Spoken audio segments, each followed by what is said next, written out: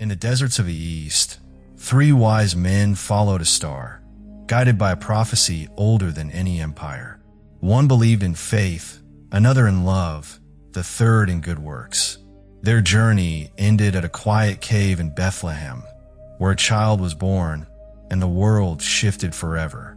That was episode 1, a tale of light piercing darkness, of ancient hopes rising under a starlit sky, the birth of the Christ, seen by shepherds, honored by kings, hidden from a cruel throne.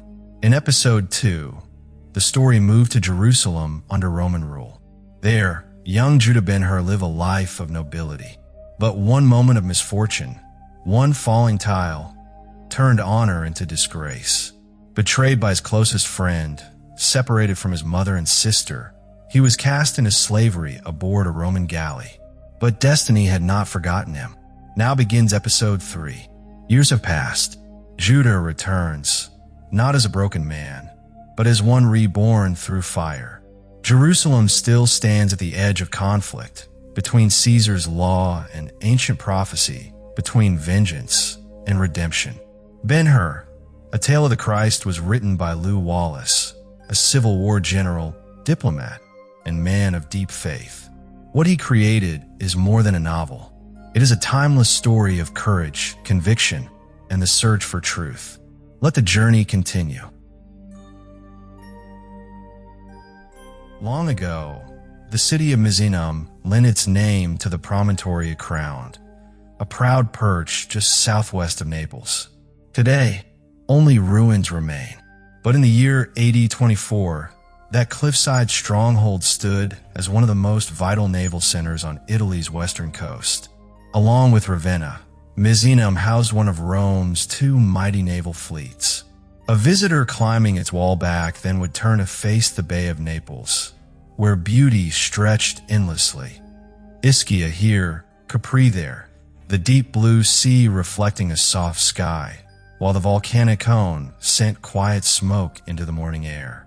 But even such grandeur would eventually tire the eye, giving way to something the modern tourist will never see. Half of Rome's reserve navy, alive with movement below. Misenum, in such moments, felt like a fitting throne from which empires could be divided among rulers. In those days, a street once passed through a seaside gateway and continued as a broad stone mole, reaching far into the waves. One crisp September morning, a watchman stationed above that gateway stirred at the sound of a lively group approaching. With one glance, he recognized them as men of high status and let himself drift back into slumber. There were 20 or 30 in all, most of them torch-bearing slaves whose flames flickered faintly, leaving behind the aroma of Indian nard. The masters walked ahead in conversation, arm in arm. Among them, one stood out, a laurel-crowned man, slightly bald and around 50, clearly the guest of honor after a night of celebration. Their white wool togas, bordered in deep purple, marked them as elite. They had gathered to bid farewell to a friend departing by sea. As they reached the mole, the bay lay before them, radiant in the morning light. The sailor among them, breathing in the salt air with reverence, lifted his hand in silent gratitude. This voyage, unlike most, had purpose. While one joked about dice lost at sea, others spoke of fortune's favor, of victories gained at Antium, and coming triumphs in the east. It was said that Greek pirates had descended from the Black Sea, terrorizing the Aegean and interrupting vital trade routes between Greece and Alexandria. To restore order, Rome had sent a fleet of 100 triremes from Ravenna, and just one from Misenum, under the command of the very man now preparing to board. As the galley appeared on the horizon, the sailor, Quintus Arrius, watched with quiet intensity. The ship's white sail moved like wings. Its oars dipped and rose in perfect rhythm. He praised its grace, comparing it to the beauty of no woman, no Lucrece. His companions congratulated him on his appointment, calling him duumvir and celebrating the honor bestowed by Caesar himself. Arrius, humbly and somewhat playfully, produced a letter from the folds of his toga, a decree from Sejanus, commanding him eastward to crush the Chersonesian pirates. The message, signed with urgency, revealed that Caesar had taken note of Arrius's valor and entrusted him with a critical mission. While his friends eagerly read the scroll, Arrius kept his eyes fixed on the approaching vessel. A red signal flag unfurled from the stern. Sailors climbed to furl the sail, and the ship veered sharply toward the mole, picking up speed. Arrius's gaze sharpened, measuring her responsiveness, her balance, her promise in battle. Though unfamiliar with the ship or its crew, he trusted in the bond forged quickly at sea, where danger made comrades or enemies in an instant. As the galley neared, he spoke of trust, of fate, and of duty. The true journey, it seemed, was only just beginning. The vessel approaching the harbor was a novice Labernica, a sleek, narrow war galley, crafted for speed and precise maneuvering. Her prow, rising with elegant curvature to twice a man's height above the deck, sent a fine spray of water into the air as she sliced through the waves. On either side of her forward hull, Tritons were sculpted in the act of blowing sea shells, their forms curving with the ship's lines. Beneath the waterline, affixed firmly to the keel, jutted a deadly rostrum, an iron-reinforced beak of solid timber, built for ramming enemies in combat. A heavy molding ran the entire length of her sides, outlining her crenellated bulwarks with tasteful symmetry. Just below this band, 3 rows of oar holes, each shielded by bullhide caps, lined her flanks, 60 oars to the right, 60 to the left, forming the galley's core power. To enhance her grandeur, twin caduci leaned against the tall prow, while 2 thick anchor ropes stretched across the bow, signifying the anchors stowed neatly on the foredeck. Her upper deck was spare and unadorned, a clear sign that the crew relied chiefly on their oars. The ship bore a single mast, placed slightly forward of the center, held fast by stays and shrouds, anchored to rings set into the inner bulwarks. The rigging supported 1 great square sail, suspended from a broadyard. Above the line of the hull, the open deck could be clearly seen. Apart from the sailors who had furled the sail and still lingered along the yardarms, only 1 man was visible to those watching from the mole. He stood alone at the prow, helmeted and armed with a shield. The 120 oaken oars, bleached smooth by pumice and polished by the constant touch of sea water, rose and fell in perfect rhythm, as if guided by a single hand. They drove the galley forward with breathtaking speed, rivaling the swiftness of any modern steamer.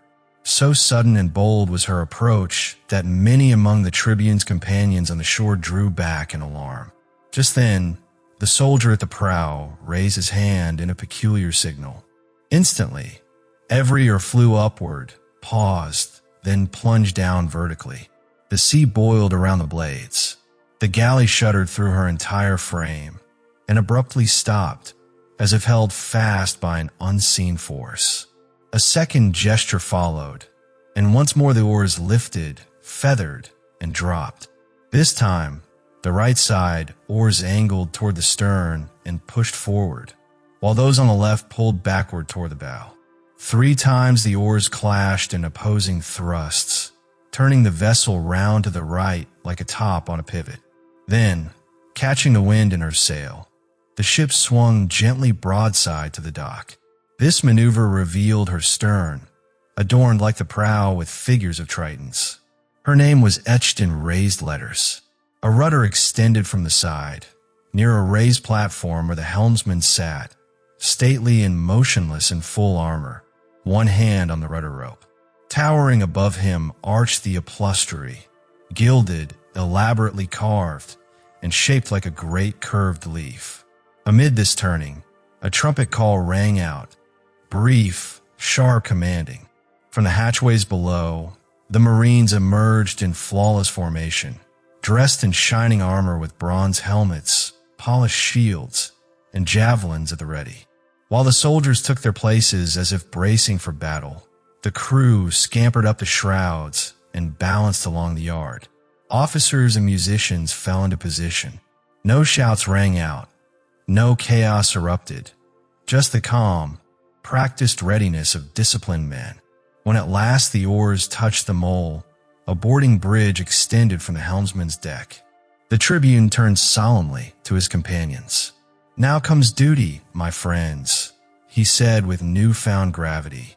Removing the chaplet from his head, he handed it to the dice player with a quiet smile. "Take this myrtle, O master of the dice," he said. "If I return, I will reclaim my sestertii. If I do not return, let the crown hang in your atrium." Then, turning to his companions, he opened his arms. One by one, they came forward and embraced him in farewell. "The gods go with thee, O Quintus," they murmured. "Farewell," he answered. He waved to the torch-bearing slaves, then turned to the waiting galley, its rows of crested helmets, shields, and javelins gleaming under torchlight. As he stepped onto the bridge, the trumpets blared again, and above the uplustery rose the vexillum purpureum, the purple pennant marking him as commander of a fleet. The vessel approaching the mole was a Liburnian galley, long, narrow, and crafted to glide low upon the water, built for both speed and swift maneuvering. Its bow rose gracefully, arcing upward to twice the height of a man, adorned with carvings of tritons blowing shells along the hull's bend. Beneath the surface, its reinforced beak jutted forward like a weapon, solid wood bound with iron, ready to ram in combat.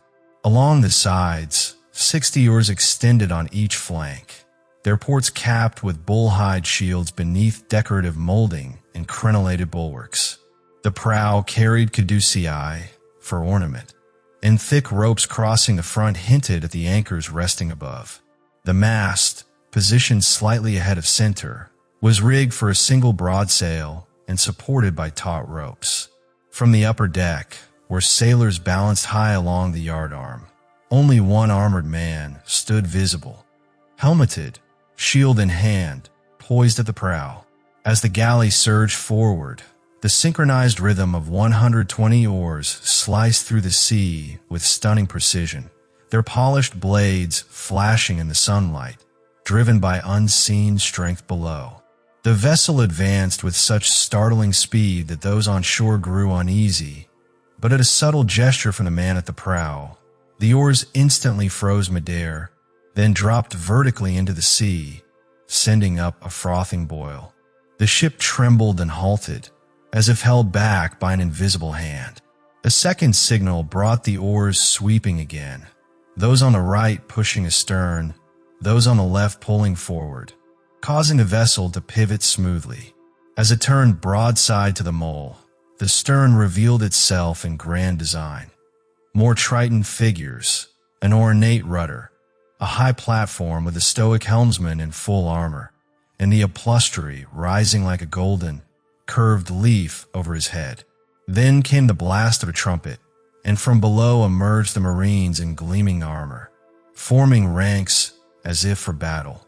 While sailors climbed aloft, officers found their stations, and the scene remained hushed and precise. A bridge was lowered, and the tribune, solemn now, turned to his companions. With quiet dignity, he removed his chaplet and handed it to the dice player, entrusting him with a farewell gesture. Embracing each friend in turn, he bid them farewell as they murmured blessings for his journey. Waving to the slaves holding torches, he ascended the bridge. As his feet touched the deck, the trumpet sounded once more, and above the helmsman's station, the purple standard of a fleet commander unfurled in the breeze. Standing tall upon the helmsman's deck, the tribune held the official order of the duumvir in his hand, reviewing its contents with measured calm. His attention first turned to the chief of the rowers, known as the hortator, seeking clarity on the manpower at hand. The hortator confirmed a total of 252 oarsmen, accompanied by 10 additional men ready as reserves. These numbers allowed for rotational shifts of 84 rowers at a time. Their routine, as explained, had followed a strict 2-hour cycle. removing and replacing crews with unwavering precision. Though the Tribune briefly pondered restructuring the divisions for better efficiency, he chose not to intervene immediately. He emphasized that the momentum of the journey could not afford a pause. The oars must remain in motion without interruption, day or night. Then, shifting his focus to the sailing master, he gave instruction to raise the sail and allow the wind to share the burden with the rowers, taking full advantage of the fair conditions. With the officers dispatched, the Tribune directed his thoughts to the chief pilot, the seasoned rector, and inquired about his experience. The man had spent 32 years navigating the seas, particularly between Rome and the eastern waters, a record that quietly pleased the Tribune. Trusting this veteran's expertise, he laid out the intended course, past the Campanellan Cape to Messina, then tracing the curvature of the Calabrian shore until Melito would appear to port. From there, the journey would turn eastward toward Cythera. With confidence in the pilot's knowledge of the Ionian stars, the Tribune expressed his urgency. Anchoring would only come upon reaching the Bay of Antimona. The task ahead was pressing, and in the depth of his voice lay firm reliance upon the skill of the man before him. Arrius was a man shaped by prudence, a quality deeply embedded in his Roman identity. Belonging to a class that generously adorned the sacred altars of Praeneste and Annium, he still held the belief that fortune favored those who relied more on discipline and sound judgment than on ritual offerings. Though he had spent the previous night presiding over a lavish feast, indulging in wine and games, the scent of the open sea stirred his sailor's instinct. Rest would not come until he was thoroughly acquainted with his vessel. Knowledge, for him, erased the danger of chance.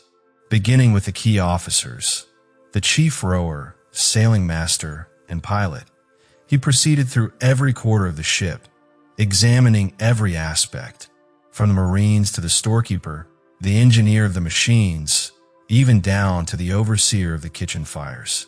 Nothing escaped his eye. By the end of his inspection, he alone held a complete understanding of every physical element aboard, each system, supply, and safeguard. Yet one vital task remained, the careful study of his men, a task more subtle, more sensitive than all others, and one he intended to undertake in his own calculated way. By noon that day, the galley glided steadily across the sea near Paestum, its sail fully swelled by a steady western breeze. The ship had settled into its rhythms, watches assigned, rituals completed. On the foredeck, an altar had been placed and sanctified with salt and barley, where Arrius had solemnly offered prayers to Jove, Neptune, and the Oceanid spirits. Wine had been poured, incense burned, and the voyage consecrated. To observe his crew more intimately, he now seated himself inside the great central cabin, the ship's very heart. Spanning nearly 65 by 30 feet, the cabin was bathed in light from 3 wide hatchways above. Sturdy stanchions ran the length of the space, supporting the roof, while the mast at its center bristled with weapons, axes, javelins, and spears. Stairs descended from each hatch, currently folded away to give the compartment the feel of an airy, skylit hall. This was the communal space where every soul aboard ate, slept, trained, and passed idle hours. A place governed by rigid laws and a routine as unforgiving as the sea itself. Toward the rear of the cabin, a raised platform held the chief rower's station, complete with a sounding table and gavel to mark the rhythm of the oars, and a clepsydra, a water clock to track shifts and watches. Higher still, above a golden-railed platform, sat the Tribune's own quarters, a quiet command post outfitted with a couch, table, and an imperial-style chair, appointed with comfort and elegance befitting his rank. Settled comfortably in his elegant chair, Arrius swayed gently with the rhythm of the ship, his military cloak draped casually over his tunic, and his sword remained at his side. Though appearing at ease, he kept a vigilant watch over the galley, observing everything with a practiced eye. especially the rowers. He studied them not with sympathy, but with the calculating gaze of a commander whose thoughts always reached beyond the present moment. For him, every motion, every breath, spoke not of suffering but of expected outcomes. The rowers formed a layered formation on either side of the cabin, 3 tiers of benches arranged like rising banks. Each higher level was set further back than the one below, allowing ample room for synchronized movement, much like soldiers in formation. This engineering precision enabled 60 oarsmen on each side to operate without disruption. Those on the lowest and middle benches remained seated. Those above had to stand to work the longer oars. Weighted with lead and suspended by thongs, each oar demanded skill and balance, for one rogue wave could send a man tumbling. Light filtered in through the overhead grating, while the open oar holes allowed for fresh air. It was not the worst of conditions, yet life below remained bleak. Strict silence ruled. Faces remained unseen. Voices were rarely heard. No one laughed or sang. Their pain, their hunger, their weariness, these were expressed not through speech, but through groans and sighs. Their lives resembled a dark river, hidden underground, endlessly flowing toward an uncertain end. In those days, captivity meant relentless labor, in mines, in city streets, and on ships such as this. The benches that once held free Romans now bore the weight of conquest. Sons of conquered nations filled the ranks, strong, silent men from all corners of the empire. Britons, Libyans, Crimeans, Scythians, Gauls, Jews, Ethiopians, and even wild-haired warriors from Hibernia and towering Cimbri. Convicted Romans were thrown in among them, stripped of status, equal only in bondage. There was little art in their task, only repetition. Reach forward, pull, feather the blade, dip, over and over, until the body obeyed from instinct alone. Over time, even fear of the sea became reflex. They lost their identity, their will, their minds dulled into a numb obedience. Some clung to faded memories, fragments of joy or freedom, until even those became blurred under the weight of habit.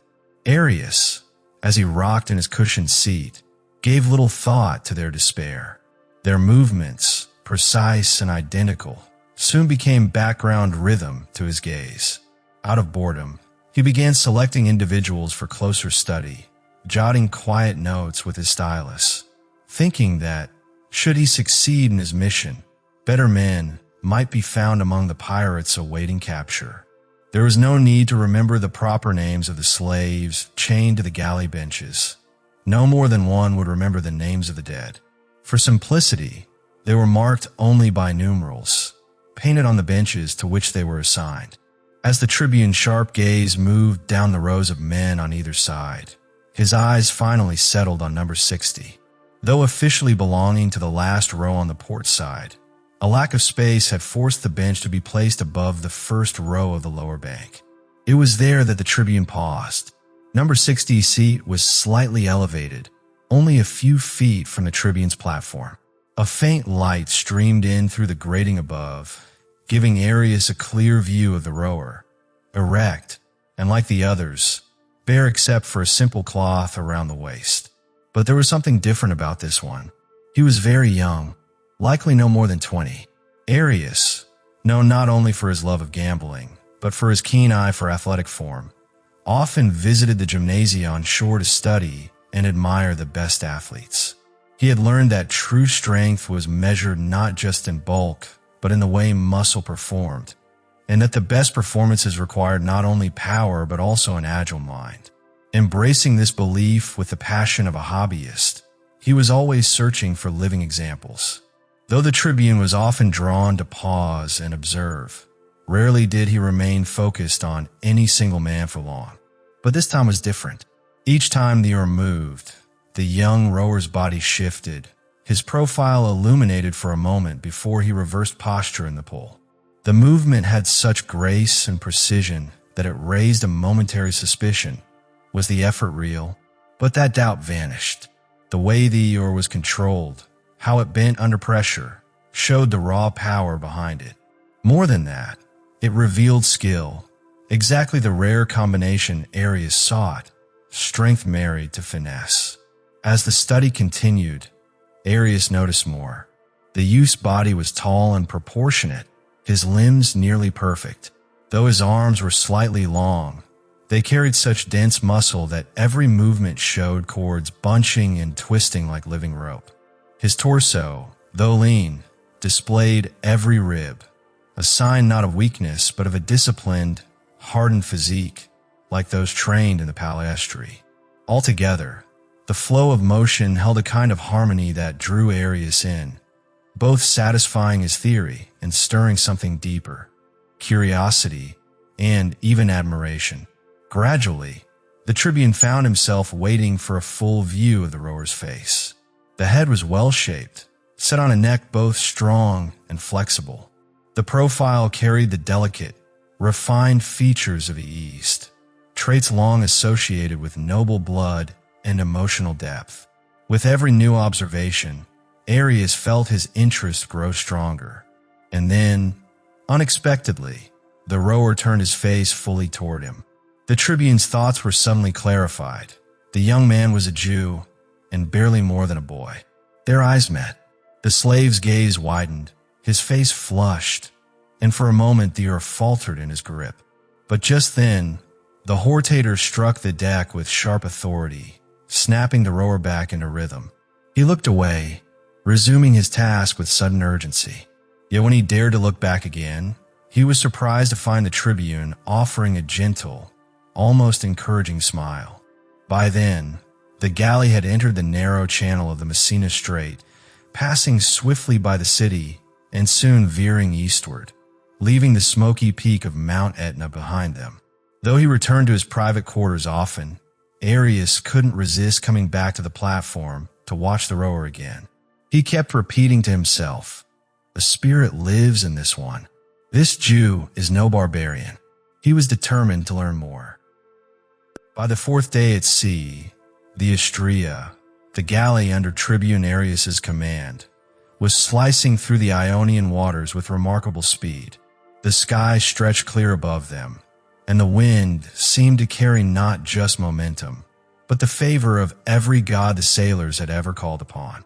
With the possibility of overtaking the main fleet before it assembled in the bay east of Cythera, Arrius grew restless.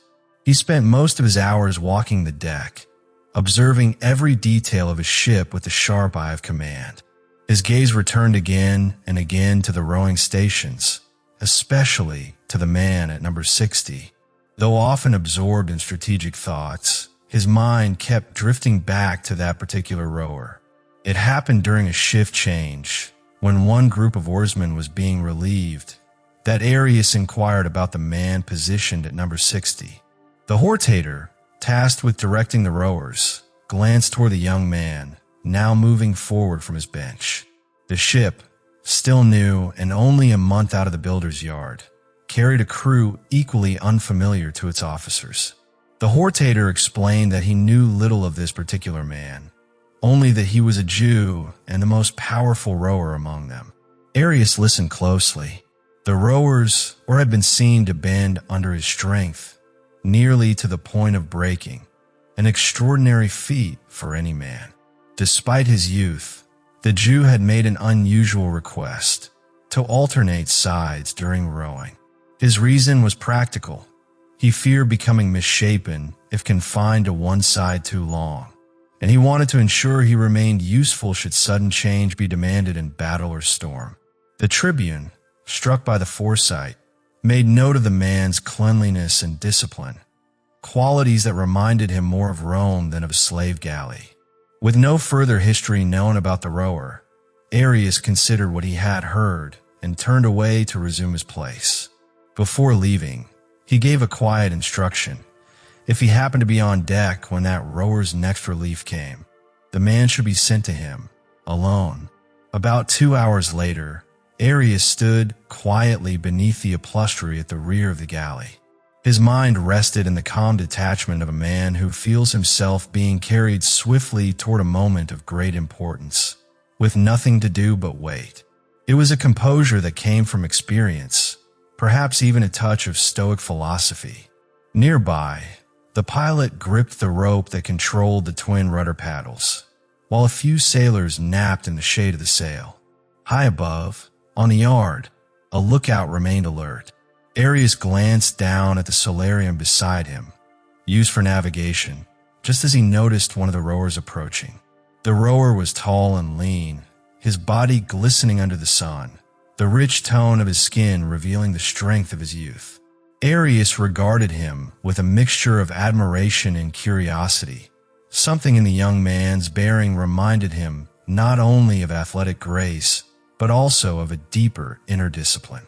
His voice carried a quiet refinement, suggesting a background shaped by gentler influences. The eyes were wide and steady, not defiant, only searching, and the face, though marked by sorrow, retained a striking nobility. There was no trace of bitterness, only the quiet dignity left behind by suffering. Recognizing this, Arrius spoke not as a master addressing a slave, but as an older man engaging a younger one. He learned that this rower had endured 3 years at the oars without rest, surviving where stronger men often failed. The youth credited his endurance to the power of spirit, a belief that the inner could outlast physical limits. When asked of his origin, the young man acknowledged his Hebrew ancestry with solemn pride, revealing his lineage from the house of Hur in Jerusalem. Arrius, shocked by the revelation, recalled hearing of a noble merchant who had once been received by the great Augustus himself. The truth of the rower's identity began to unfold. He was Judah, son of Ithamar, falsely accused of attempting to assassinate Valerius Gratus. That very story had once traveled across the empire to Arrius' ship far up the river at Laudanum. As the realization sank in, Arrius remembered how the house of Hur was thought to be destroyed. But before he could ask more, Judah's composure broke under the weight of buried grief. His eyes filled with tears as he begged, his voice trembling with longing for news of his mother and sister. He did not plead for freedom or favor, but only to know if they still lived, and if so, where they were and what had become of them. He stepped closer to Arrius, so near that his fingers brushed against the edge of the Roman's cloak, which draped from his folded arms. The weight of his voice deepened as he reflected on the torment that had consumed him since that dreadful day. 3 years lost in darkness. Every hour had stretched like an entire lifetime spent in a bottomless pit, where death offered no release, only ceaseless labor. In all that time, not a single word had reached him, not one whisper from anyone.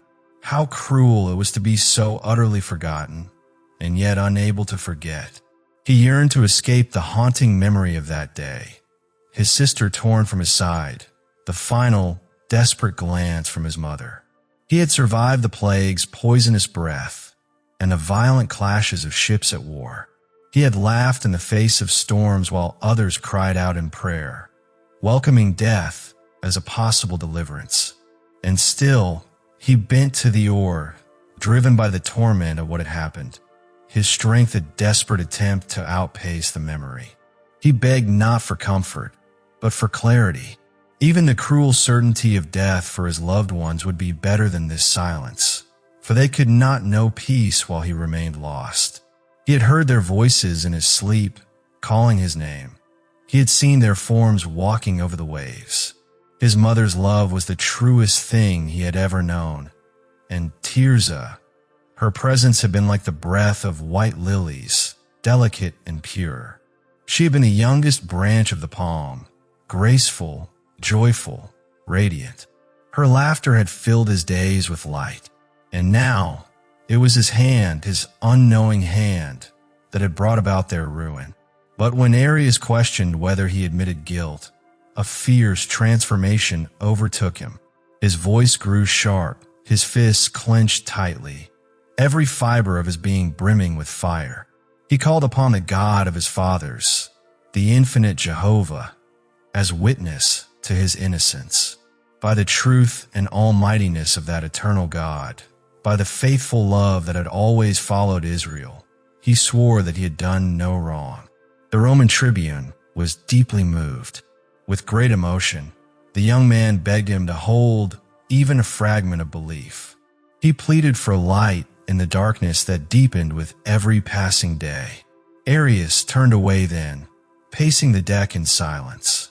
When he finally spoke, he asked whether the young man had received a trial. There had been none. Surprised, the Roman inquired further. No trial, no witnesses, no defense, only cords binding his hands and a cold vault in the tower. No voices, no explanations. The very next day, soldiers had led him to the coast, and his life as a galley slave had begun. Arrius asked what proof he could have offered. The young man had been only a boy, too young to be a conspirator. Gratus had been a stranger to him. If he had wished to strike, that moment in broad daylight, surrounded by soldiers, would have been madness. Escape was impossible. His family had been among Rome's most loyal. His father had served the emperor with distinction. They had wealth to lose, and their fall would be complete. He had no motive, only everything to lose. And as a son of Israel, devoted to law and conscience, the mere thought of such an act would have repelled him. He had not been insane. Death, he insisted, would have been better than disgrace. And even now, it remained preferable. Arrius pressed him further, asking who had been present when the incident occurred. The boy had been on the rooftop of his father's house. Tirza had been with him, gentle, innocent. They had leaned together over the parapet to watch the legion march past. A loose tile had slipped beneath his hand and fallen upon Gratus. In that instant, he believed he had killed the man. Terror flooded him. His mother had been below in her chamber. What had become of her? Arrius asked. The young man drew a breath that caught his throat. He did not know. He had seen soldiers drag her away, and that was all. Everything living had been driven from the house, even the animals. The gates had been sealed, as if to erase their existence entirely. He had searched for her, longed for any word, but the silence had endured. She, of all people, had been truly innocent. And then, his tone softened, laced with restraint and humility. He begged the tribune's pardon. A man bound to the oar for life should not speak of forgiveness, or even revenge. His fate was sealed. Arrius listened with careful intent, drawing upon years of experience handling slaves. He weighed the young man's emotion, wondering if it was genuine or a masterful performance. If it was all an act, then the skill was extraordinary. But if it was real, then there was no doubt the Jew was innocent. That possibility stunned him. The thought that an entire family could be erased simply to satisfy the wrath over an accident was deeply disturbing. Still, Providence works mysteriously. Even the harshest of duties cannot completely bury compassion in a man's soul. Justice and mercy, like fragile blooms under snow, often survive beneath life's most brutal demands. Though the tribune had grown used to enforcing strict discipline, he was still capable of fairness. Wrongdoing stirred in him a drive to correct what could be made right. Sailors came to know him as the Good Tribune, a title that quietly defined his character better than any formal honor.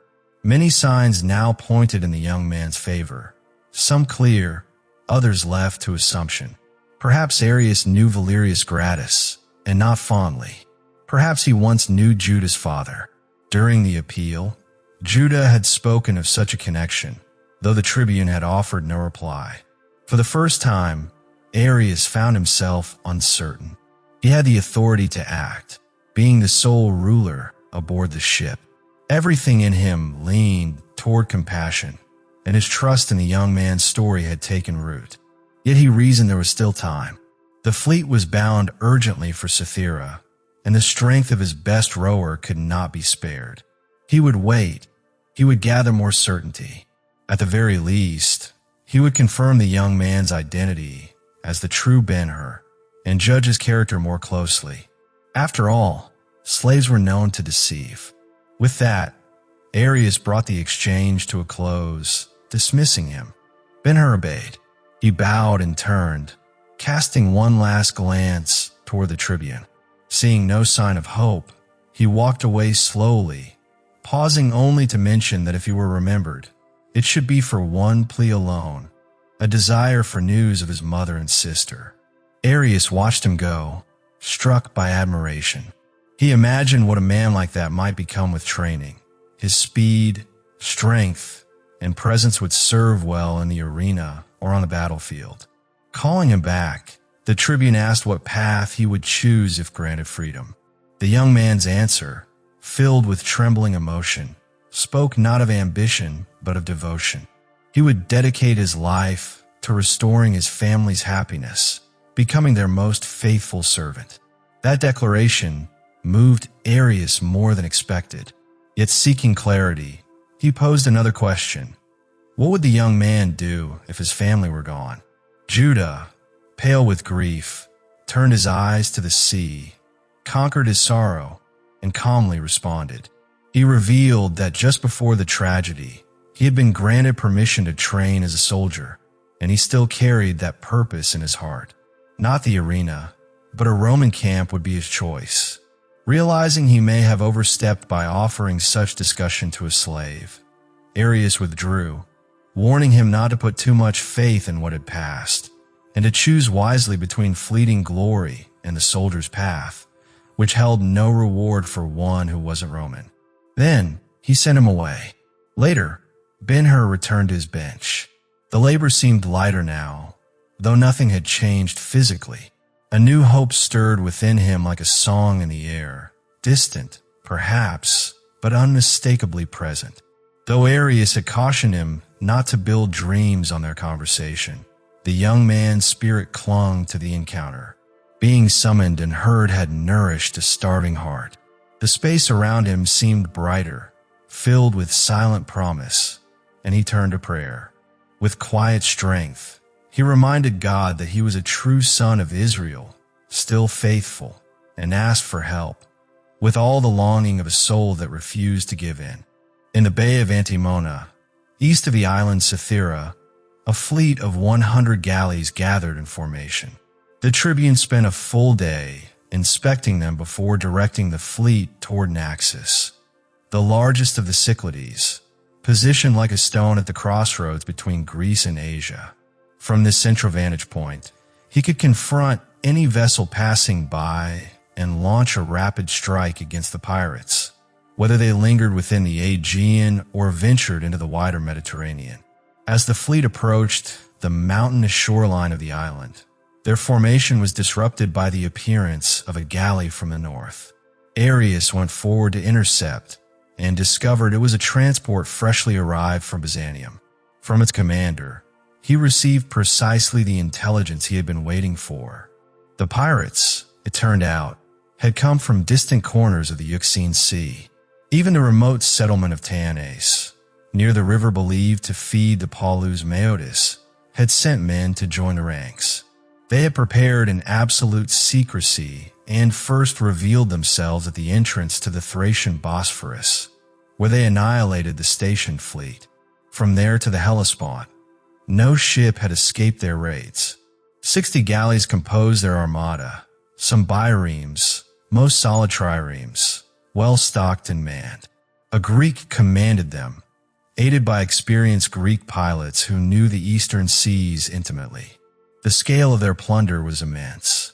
Fear gripped not only sailors but entire cities. Gates were sealed at night, and citizens kept watch from the walls. Trade nearly came to a standstill. Arrius's most urgent question, where the pirates were now, was finally answered. After looting Hephaestia on Lemnos, they had sailed across to the Thessalian islands and were last seen vanishing into the gulfs between Euboea and the mainland of Hellas. From the hilltops, the people of Naxos watched the rare spectacle of 100 galleys sweeping by in unison. Suddenly, the leading ships turned northward, followed by the rest, wheeling like disciplined cavalry. News of the pirate attacks had reached the island, and the townspeople found comfort in the sight. Whatever Rome seized, she defended. In return for taxes, she offered security. Arrius, meanwhile, was deeply satisfied. Not only had fortune brought him timely news, but she had also drawn the enemy into waters best suited for their destruction. He understood the challenge of hunting a single galley across the vast Mediterranean. Yet he also knew that destroying the entire fleet in one bold action would bring immense glory. On a map, the reader would see Euboea stretching like a wall along Greece's eastern shore, with a narrow channel, 120 miles long, averaging just 8 wide, between the island and the mainland. Once used by Xerxes' fleet, that very passage now hosted the pirates.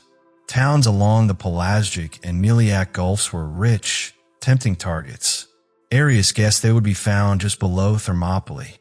He resolved to trap them from north and south without delay, even if it meant sailing past the comforts of Naxos without pause. By dusk, Mount Oca rose into view, confirming the Euboean coast.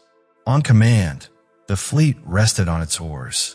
Then, Arrius led 50 galleys into the channel, while another division skirted the seaward side of the island, both divisions racing to converge at the northern inlet.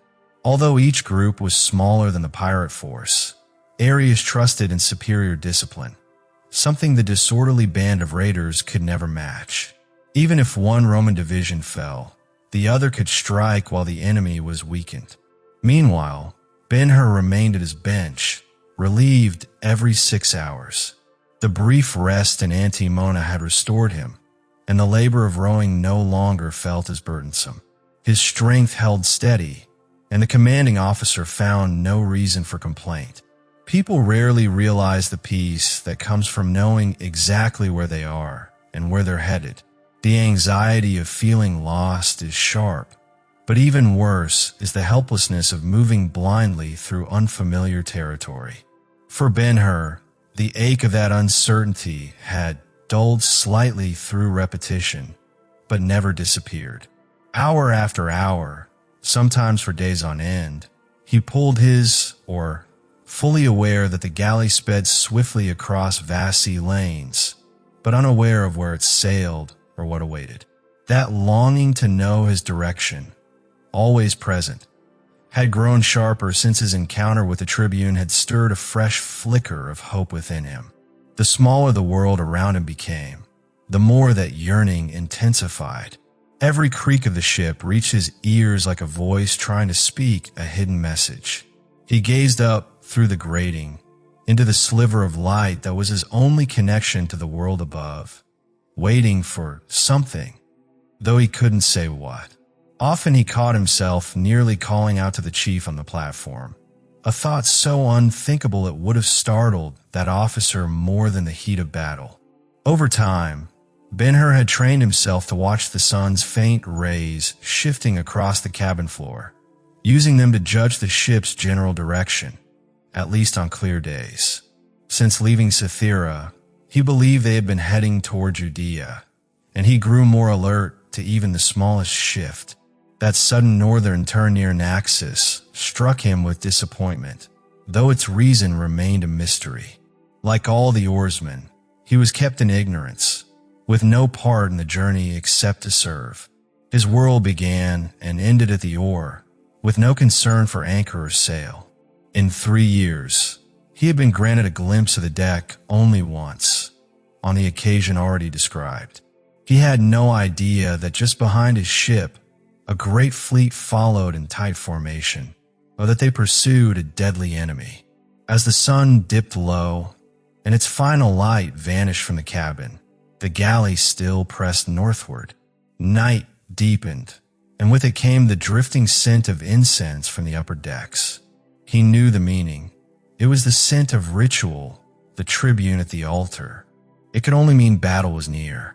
Though he had never witnessed one firsthand, Ben-Hur had heard the sounds of many battles above his head, familiar to him now like notes of a well-known melody.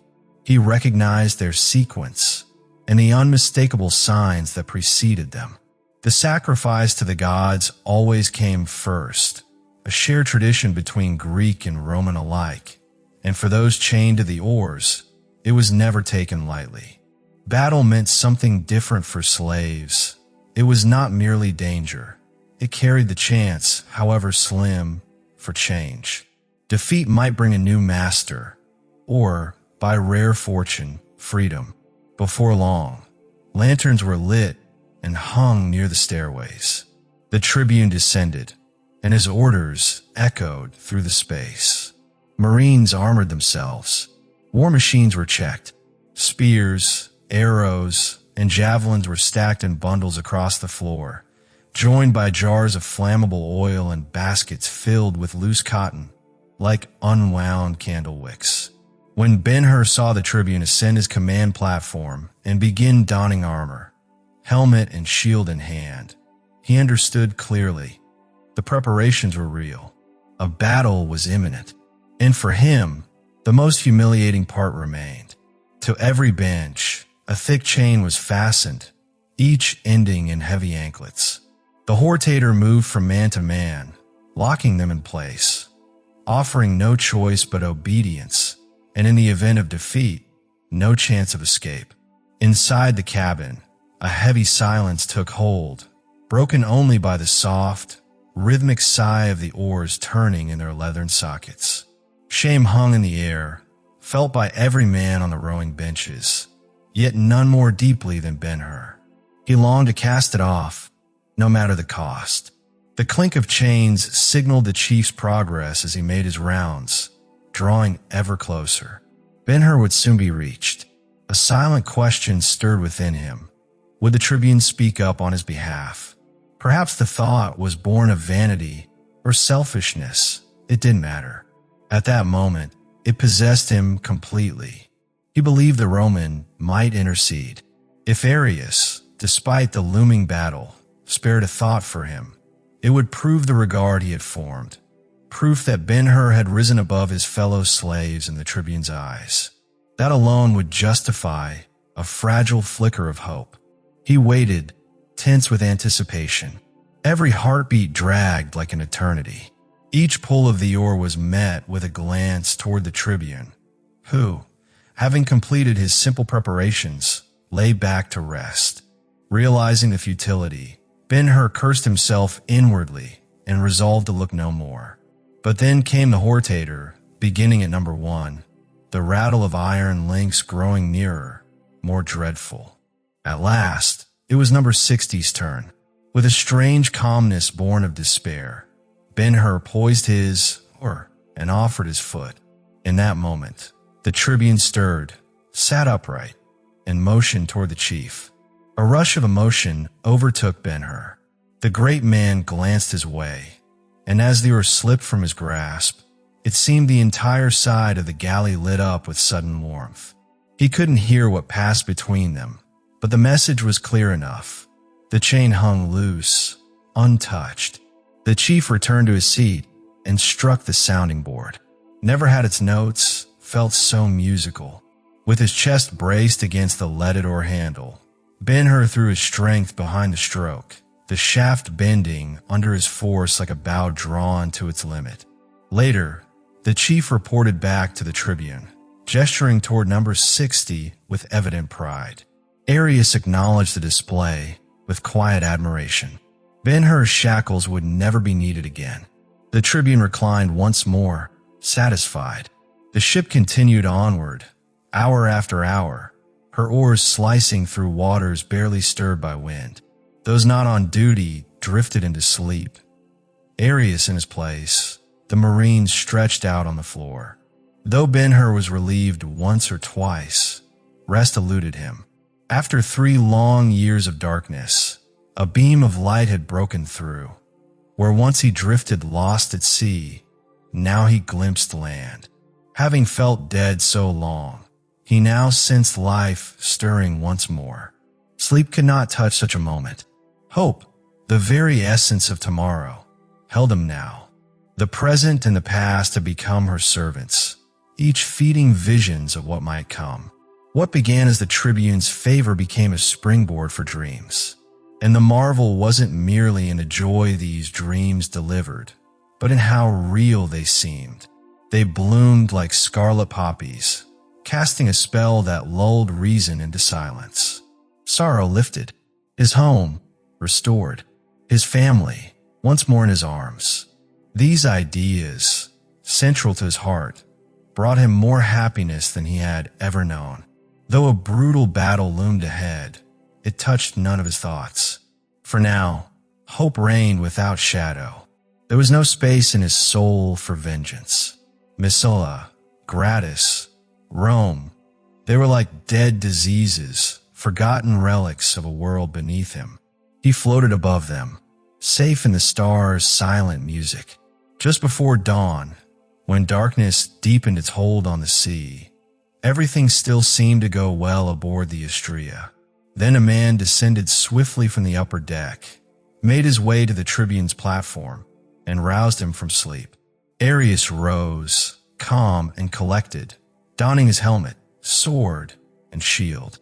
He moved to the commander of the Marines with the ease of one long prepared. The pirates were near. His voice was steady. Orders were given, and as he climbed to the deck, one could easily believe that a banquet awaited him, not battle. Suddenly, life surged through the entire ship. It was as though every soul aboard, and even the vessel itself, had awakened. Officers hurried to their posts. Marines, looking every bit like seasoned legionaries, armed themselves and filed onto the deck. Arrows and bundles and javelins by the armful were brought up. Near the central staircase, oil tanks and fireballs were carefully arranged. Lanterns flared into life one by one. Buckets filled with water were placed where they could be reached in haste. The off-duty rowers, including Ben-Hur by Fortune's hand, gathered under guard before the chief's platform. Above their heads, muffled sounds revealed the final stages of preparation. Sailors could be heard furling sails, stretching netting, unslinging war machines, and draping thick bullhide armor down the ship's flanks. Then, once again, a hush settled over the galley. It was a stillness charged with tension, an ominous, waiting silence that spoke one word without sound. Ready. A signal came down from the deck, passed to a petty officer, and relayed to the hortator. Instantly, the rowing ceased. Every oar paused mid-motion. The silence deepened, and uncertainty gripped the chained men. What did this sudden stop mean? Among the 120 rowers, none could say. Hope or duty offered them no comfort. Patriotism, honor, loyalty, those were not theirs to call upon. They were prisoners, helpless and blind, flung toward a fate unknown. And though some might have dared to imagine what awaited them, victory could not free them, only fasten their chains more tightly. Their fate was bound to the vessel. If it burned or sank, so too would they. No questions could be asked. Who were the enemies? Were they strangers? Or worse, could they be kin, friends, fellow countrymen? The possibility made cruel sense of Rome's brutal logic. Lock the rowers down, for fear they might hesitate when the enemy bore familiar faces. There was barely time to dwell on such thoughts. A faint sound reached Ben-Hur, distant, rhythmic, like the approach of other galleys rowing in unison. The Istria swayed beneath him, moved by ripples from unseen ships nearby. The truth struck him. The fleet was in position, likely preparing to strike. The realization surged through him like fire through dry brush. Another signal descended. The oars dipped back into the sea. Slowly, imperceptibly, the galley began to move again. Inside and out, all was silent, yet the tension mounted. Every man braced himself for what must come. Even the ship seemed aware, crouched like a predator ready to spring. Time lost meaning. Ben-Hur could not say how far they traveled, nor how long the suspense held. Then, suddenly, trumpets sounded from above, loud, clear, and sustained. The chief struck the sounding board with sharp, urgent rhythm. The rowers stretched forward and pulled with every ounce of strength. The entire ship quivered. The deck thundered with the noise of more trumpets, all coming from behind. From the front, there was only chaos, the sounds of shouts, screams, and rising turmoil. Then came impact, a terrible blow. The platform lurched. Men staggered, some collapsed. The ship recoiled, then surged forward with even more ferocity. A wild cacophony erupted, trumpets blaring, wood splintering, metal grinding, and above it all, the screams of men overwhelmed by terror. Beneath Ben-Hur's feet, something shattered, crumbled, and was crushed under the keel. The rowers looked to one another, eyes wide with fear. A shout of triumph rang down from above. The Roman ram had struck true, but no one knew who had gone down, whose voices had been silenced, what banners had been broken, what land had just lost its sons to the sea. Still the Istria pressed on. Sailors darted below deck, soaking cotton balls in oil and tossing them back up to be lit. Fire would now join iron and water in this deadly contest. The galley leaned hard to one side, so much so that the upper rowers struggled to stay seated. More Roman cheers echoed through the chaos, met with screams of desperation. An enemy ship, snared by the long-armed grappling crane at the prow, was being lifted bodily into the air, to be smashed, sunk, and forgotten. Noise exploded from every direction, crashes, howls, frantic shouting. Ships were being crushed, one after another, and their crews dragged into the vortexes left behind.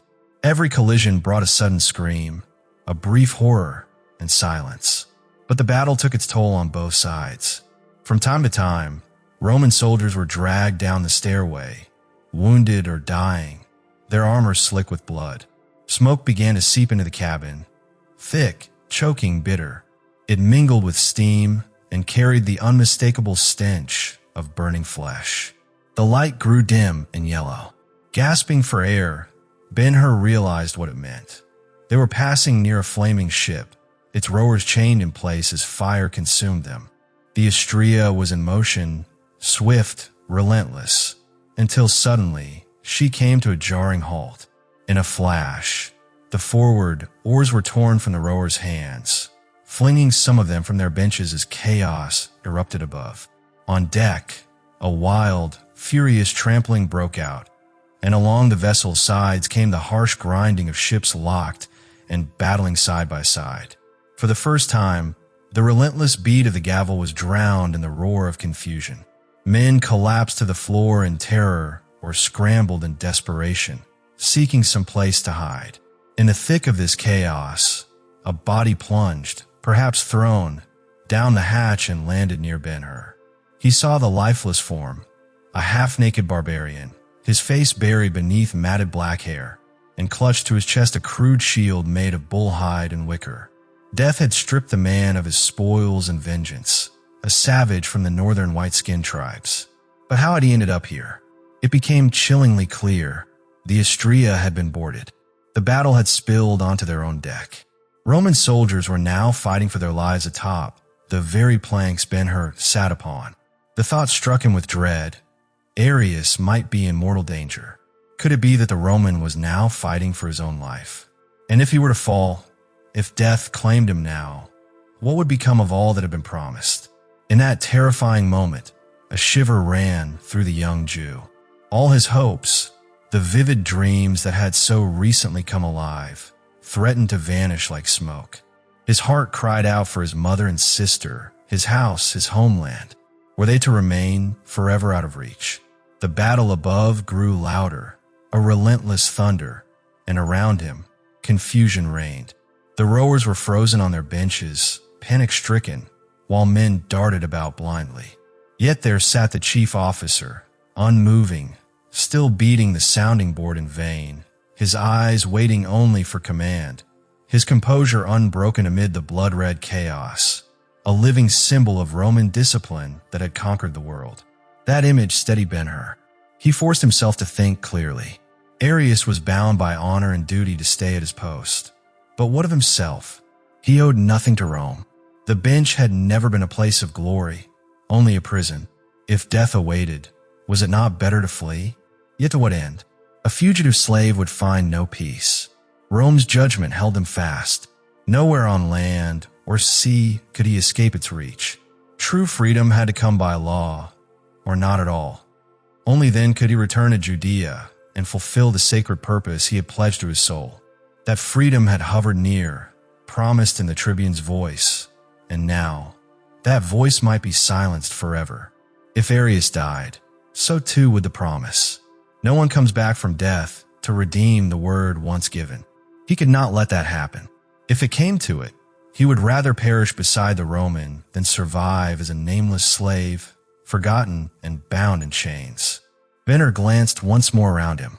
Above, the clash of combat still echoed from the cabin roof, while the groaning and splintering of vessels grinding against each other filled the air. Slaves along the benches fought desperately to free themselves from their chains. When their efforts failed, they cried out like maddened beasts. The guards had already rushed to the upper deck. Order had vanished. Panic reigned. Yet the chief remained at his station, unmoved and composed, though now weaponless, save for the futile pounding of his gavel, which rang uselessly in the brief pauses of the uproar. Casting him a final glance, Ben-Hur tore away, not fleeing, but with the urgent purpose of finding the tribune. The hatchway stairs to the aft lay only a short distance away. He bounded toward them and had nearly reached the top, just enough to catch a glimpse of the blood-colored sky, the burning ships all around, and the chaos of combat clustered near the pilot station. He saw attackers overwhelming the defenders. Then, in an instant, the stair beneath his feet gave way, and he was hurled backward. As he struck the floor, it felt as if the ship itself were heaving upward and fracturing apart. A heartbeat later, the entire rear of the hull split open, and as though the sea had long been waiting for this moment, it surged in, hissing, foaming, and everything was swallowed in darkness and crashing water. In the grip of the torrent, Ben-Hur could do little for himself. Though his body possessed its usual strength, perhaps even more, drawn from some hidden reserve within him, the swirl and roar of water stunned his senses. He held his breath by instinct alone. The rush of the flood tossed him like driftwood back into the cabin, where he would have drowned, but for the downward pull of the sinking vessel, which forced the water outward once more. Deep below the surface, the collapsing wreck expelled him violently, and he rose with floating debris. As he surfaced, he grabbed onto something, anything, and held tight. The seconds underwater had felt like an eternity. At last, he broke through, gasping for air, flinging water from his face, and climbing higher onto the plank he had managed to grip. Even above the waves, death surrounded him. A smoky haze lay low over the sea like a translucent veil, broken only by the eerie glow of burning ships. The battle still raged, but victory belonged to no side yet. Shadows of vessels crossed the firelit mist, and the sounds of crashing hulls echoed through the smoke. Yet his most immediate danger was nearer still. When the Istria had gone under, it had taken with it her own crew and the attackers from both enemy galleys. Now, many of those men surfaced together. Clinging to planks and floating wreckage, they resumed their deadly struggle, grappling, stabbing, striking, even here in the waves. Flames danced on the black water as they fought on. Ben-Hur had no stake in their battle. They were all enemies to him, and any one of them would gladly kill him for the board that kept him afloat. With that realization, he paddled away, desperate to escape. At that moment, the rhythmic splash of swiftly moving oars reached his ears. A galley appeared, bearing down on him. Its towering prow, lit red by nearby fires, glowed like a serpent, its carvings animated by flickering light. Beneath it, the sea frothed into foam. Ben-Hur kicked forward, shoving the unwieldy plank with every ounce of speed he could muster. Seconds were everything. Half a moment could mean life or death. Then, beside him, the sea broke with a flash of gold. A helmet emerged, gleaming, followed by two powerful, grasping hands. He recoiled instinctively. The head beneath the helmet surfaced, then arms flailed wildly in panic. The face turned toward the light, pale, mouth agape, the eyes wide but unseeing. It was the ghostly visage of a drowning man. Yet Ben-Hur's heart leapt. With a cry of fierce relief, he reached out and caught hold of the chain beneath the man's chin, dragging him toward the plank. It was Arrius, the Roman tribune. Water churned violently around them, both as Ben-Hur struggled to keep himself afloat while holding the unconscious man's head above the surface. The galley swept past, narrowly missing them. Its oars slashed through the sea, striking down others floating in its path. Behind it, only the glittering trail of fire-marked water remained. A loud, muffled impact followed by cries of anguish drew Ben-Hur's attention briefly away. In his heart stirred a grim satisfaction. The Istria had been avenged. The battle moved on, leaving behind a wake of destruction. Resistance had collapsed into retreat, yet the outcome remained uncertain. Ben-Hur knew that both his future and the tribune's life were now tied to the hands of fate. Carefully, he adjusted the plank beneath the unconscious man, making sure it supported him well enough to float. His only focus was to keep Arrius alive. As the horizon began to brighten, he watched with a blend of hope and dread. Would the morning light reveal Roman sails, or those of the pirates? If the latter, all would be lost. When daylight finally broke in its fullness, the sea lay still beneath a breathless sky. In the far distance to the left, the outline of land was visible, but far beyond reach. Scattered across the waters were other castaways, floating as he was. Burnt wreckage drifted in blackened patches, and here and there, smoke still curled up from smoldering timbers. A lone galley far away sat idle with its sail torn and hanging, the oars unmoving. Even farther off, he could make out tiny specks that might be fleeing ships, or perhaps only seabirds in flight. An hour slipped by in silence. Ben-Hur's worry deepened. If help did not arrive soon, the tribune would not survive. At times, he feared the man was already dead, so motionless did he lie. Desperate, Ben-Hur removed the heavy helmet, then with effort unfastened the cuirass. Beneath it, he felt a faint flutter of the heart, just enough to stir hope. Clinging to that sign of life, he kept the man afloat and did the only thing left to do: wait and, in the manner of his people, pray. The pain of coming back from near drowning was far greater than the act of drowning itself. Arrius endured that torment, and at last, to Ben-Hur's great relief, he regained the ability to speak. His words at first were disoriented, confused with questions. Where was he? Who had saved him? And how? But slowly, his thoughts returned to the sea battle. The uncertainty of victory revived his awareness. Sharpened by the brief rest, they managed atop the drifting plank. After a time, he became more alert and began to speak at length. He recognized that their survival now hinged on the outcome of the battle. He also realized the extent of what Ben-Hur had done for him, risking his own life to save another's. He acknowledged it without hesitation, offering his thanks.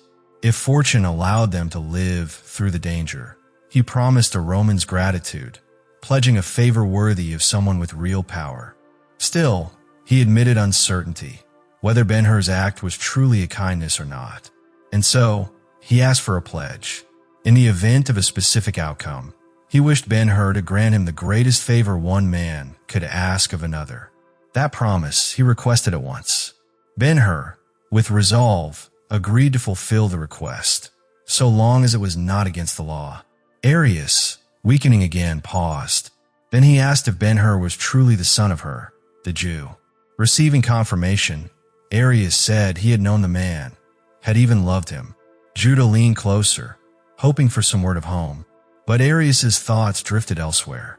He spoke of Cato and Brutus, great men who, in choosing death, left behind a Roman principle.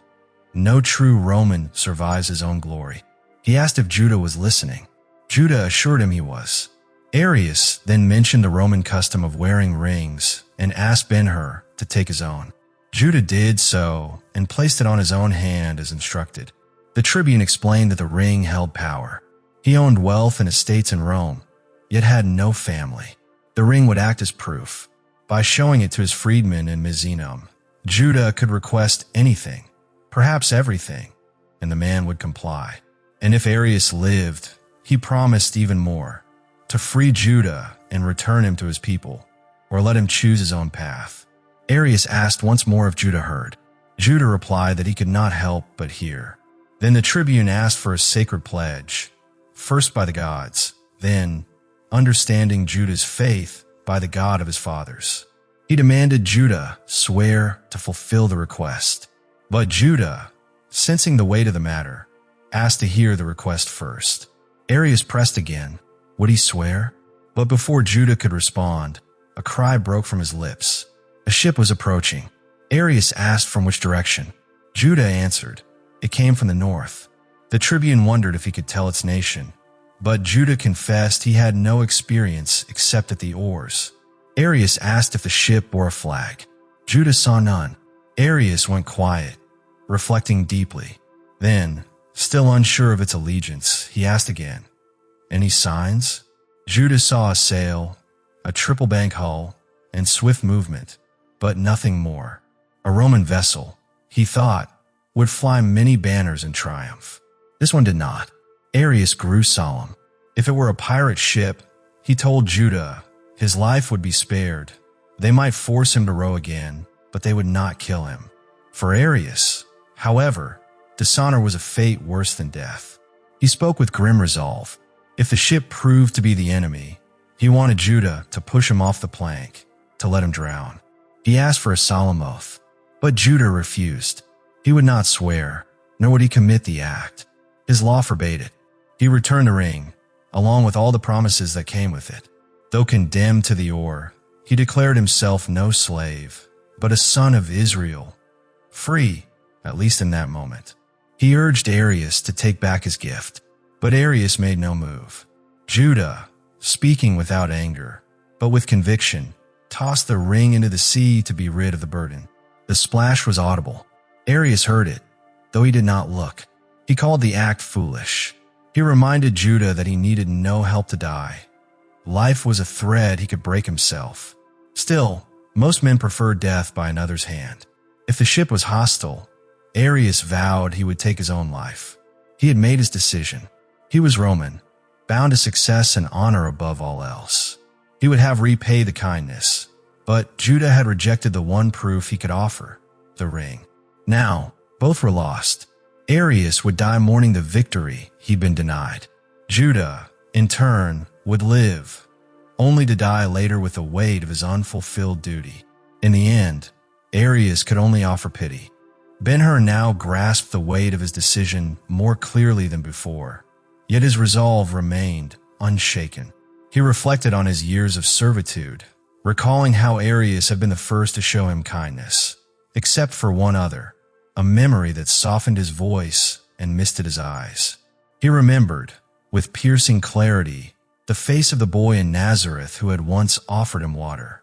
Yet it was Arrius who had first asked his name, and when he had reached for the drowning man, blind and sinking, even if some thought had crossed his mind about the ways Arrius might help him later, the act had not been entirely selfish. He prayed that this much would be believed. With deep conviction, he understood that the future he longed for must be shaped by honest means alone. In his conscience, he would rather perish alongside Arrius than be the cause of his death. His mind was as firmly made up as the Romans, and no offer, even one as grand as all of Rome, could tempt him to take that life. Compared to the sacred law a Jew must follow, the Roman ideals of Cato and Brutus seemed like the rules of children. Arrius tried once more to press his request, but Ben-Hur remained unmoved. Even a direct command would carry no weight with him. He had spoken his truth. The two men fell into silence, waiting, Ben-Hur keeping watch on the approaching ship, while Arrius lay still with eyes closed, seemingly detached. Then came the question, was the vessel truly an enemy? Arrius believed it so. Ben-Hur observed it stopping and lowering a boat. Could it be identified? Roman ships, he was told, bore a helmet atop the mast. Looking again, Ben-Hur saw the symbol and declared it aloud. Still, Arrius did not feel assured. Ben-Hur continued to study the scene. Men in the small boat were rescuing survivors, a strange gesture for pirates.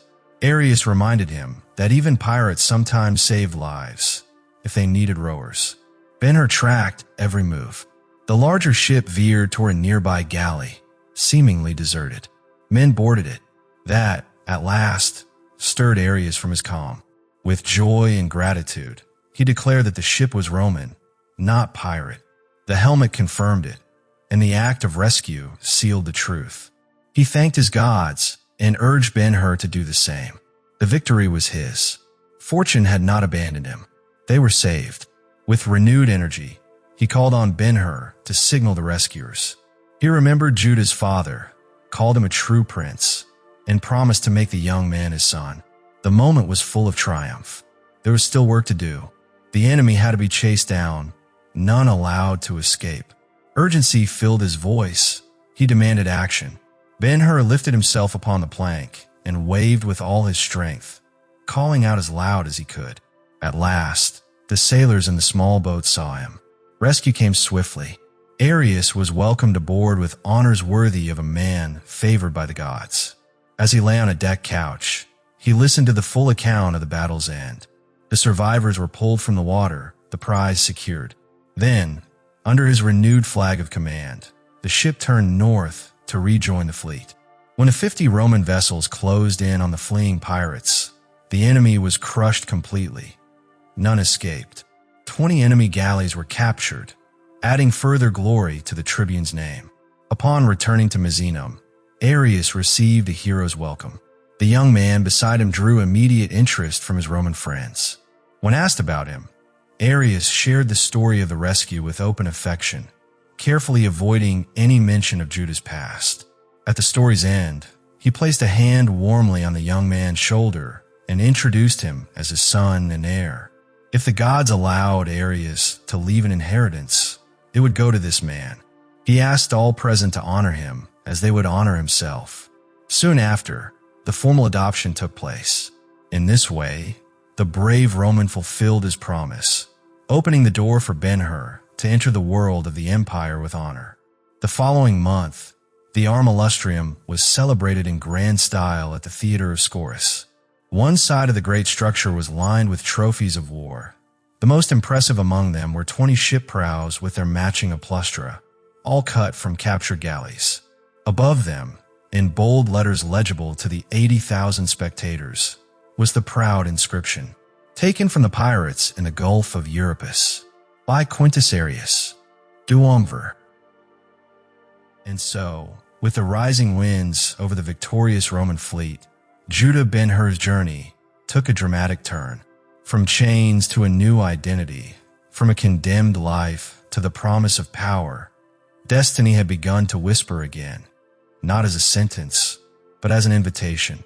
Yet behind the glory, Judah's heart remained tethered to something deeper, to his lost family, to the truth yet to be uncovered, and to a justice far greater than the empire could offer.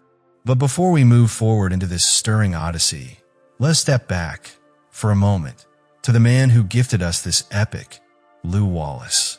Lew Wallace was far more than just an author. Born in 1827 in Brookville, Indiana, he lived a life as adventurous and complex as the story he penned. He was a lawyer, a Union general in the American Civil War, a statesman, and later, the U.S. minister to the Ottoman Empire. In battle, he witnessed the chaos of war. In politics, he navigated the tensions of a fractured nation. But it was through writing, especially through Ben-Hur, that Wallace sought to understand the divine threads woven through human struggle.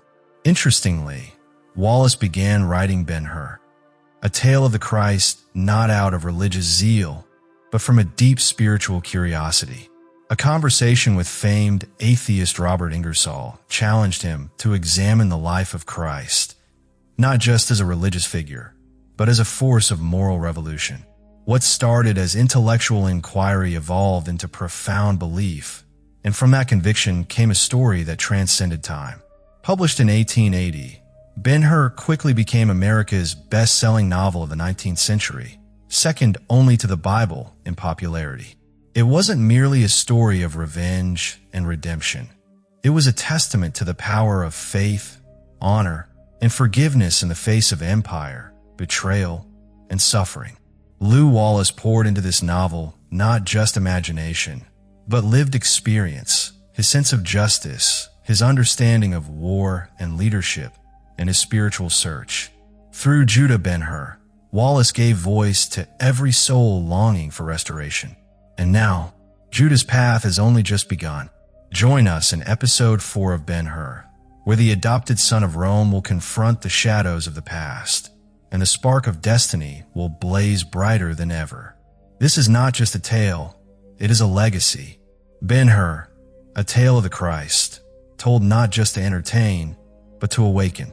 Subscribe to Echoes of Stories, where the past speaks again with power, purpose, and passion.